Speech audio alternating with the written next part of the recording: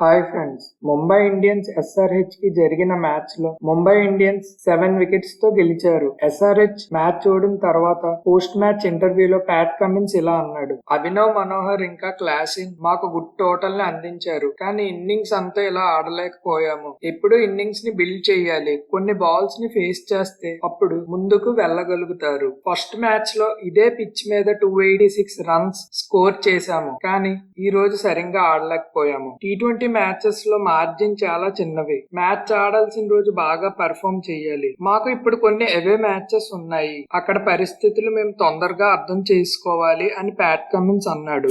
అయితే ఇప్పుడు SRH play offs కి వెళ్ళాలి అంటే ఖచ్చితంగా మిగిలిన 6 మ్యాచెస్ లో 6 మ్యాచెస్ కూడా గెలవాలి. అప్పుడే ప్లే ఆఫ్స్ కి క్వాలిఫై అవ్వడానికి ఛాన్స్ ఉంటది. మరి ప్యాట్ కమిన్స్ ఇది ఒక ఛాలెంజ్ లా తీసుకొని టీమ్ ని ముందుకు ఎలా నడిపిస్తాడో చూడాలి. ఎస్ఆర్హెచ్ ప్లేయర్స్ అందరూ కాన్ఫిడెన్స్ ని తిరిగి తెచ్చుకొని పాజిటివ్ స్పిరిట్ తో ముందుకు వెళ్ళాలి.